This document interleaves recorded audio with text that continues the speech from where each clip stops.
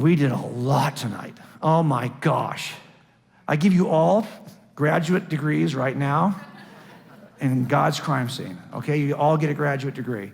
We started off with this analogy. We said, hey, how do we turn this into another analogy about whether it's a good explanation inside or outside the box? And we looked at 8 pieces of evidence that I think have to be explained by everyone. That burden of proof is not just on you theists, it's on the atheists who say I can get this some other way too. And I think if you look at this, that the best explanation that's available to us is not inside, it's outside. And that changes everything. Remember, when I go to a crime scene and I see pieces of evidence in the crime scene, those pieces of evidence tell me something about my suspect. And in fact, the same thing happens here because each piece of evidence has to be accounted for by one suspect. Whatever it is that gives you the beginning of the universe also has to give you consciousness. Can your multiverse generator do that? Can your multiverse generator give you a standard for moral and tough? Remember, whatever accounts for this has to account for all this. What's my suspect here? It's not Mick Jagger, okay? Mick can't count for this stuff. He got arrested in 1967, but he can't account for this. Why? Because this requires a different suspect that I could actually begin to describe based on the evidence. I'm looking for a non-spatial, atemporal, non-material, purposeful, directional, informational, communicative, this purposeful, creative, conscious mind who has the freedom to act freely and become the standard for all moral good, and even the standard by which we judge something as evil. I'm looking for that kind of suspect. He can't do that for me. But there is a suspect that could do that for me. That would be God. The classic definition we have of Yahweh happens to fit the bill. Now, when I did this case with the guy with the garrote, years later, I took him to jail. And when I took him to jail, I took him for good reason because I had some eyewitness testimony. I had some behavioral stuff that people saw back in 1979 that implicated him. I also had some physical evidence that came back to him. And I also had some statements he made which implicated him. So when I have lots of pieces of evidence that point to the same suspect, and not only that, they're in very different kinds of categories, holy smokes, that's the best kind of case. Because I've got lots of pieces of evidence in different categories. It turns out the same thing happens here with this case we built for God. Lots of pieces of evidence in different categories. 2 that are purely cosmological, 2 that are biological, 2 that are mental, and 2 that are moral. These are very different ways of coming at God. Any one of these could be its own argument, and some are purely philosophical, some are purely scientific, some are purely physics, some are purely biology. And look, they all point to the same conclusion.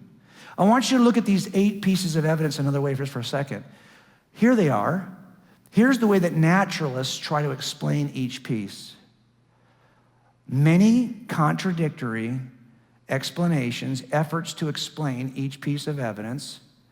This guy does not agree with this guy, who doesn't agree with this guy, who doesn't agree with this guy. Whatever you can say caused this is not the same thing that would cause this. They're not even in the same categories. So now I've got lots of different explanations in an effort to describe 8 pieces of evidence. None of these explanations agree with one another. None of them have anything to do. And the people who hold to one explanation argue against the people who hold to the other explanation. It turns out the same 8 pieces of evidence could be explained by one common causal factor: God. So basically, you have a choice here. Is it this incredibly unlikely array of unrelated causes that explains the 8 pieces of evidence? Or is it the one common causal factor?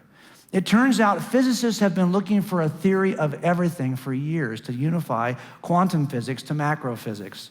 Well, there actually is a theory of everything. It's called God. Because that one explanation unifies all the evidence we've looked at tonight. And you don't need a bunch of unlikely, unrelated explanations to get it. One explanation will get it. And that's why we talked about this. And why do I think that we have a problem sometimes? Because let's face it, we're suggesting there's an intruder. And nobody likes somebody who's going to intrude upon their life. It's our desire to not have an intruder that typically keeps us from looking at this evidence to begin with. Nobody likes an intruder. Agreed? But I'm not suggesting that God's really an intruder, because if this is the universe that he created, he's not the intruder, he's the owner. We are really more like the intruder if you think about it. Yet he's chosen to design a universe for us, and that ought to cause you to think differently about this cause. Remember how he started with two lists of evidence, a list of evidences and a list of explanations? Given this list of evidences, which of these two is the better explanation for those 8 pieces? I don't think you can get it from inside the room. You got to go outside the room. And when we talked about what intruders do, intruders take that sense of curiosity that you had, and it should turn it into a sense of urgency. So here's my whole reason why I did this tonight, why we came out here to do this with your church. Some people will say, well, I don't want to make a decision on this right now because, the science might change in 5 years. Good. Do you think that juries have that option? I'm not going to decide. You showed me a lot of evidence. He looks guilty. But you know what? There might be a piece of evidence that emerges 10 years from now. They'll get him off the hook. Can't vote on him. No. You have to have a sense of urgency to act now. There is enough evidence in the room for anyone to act now.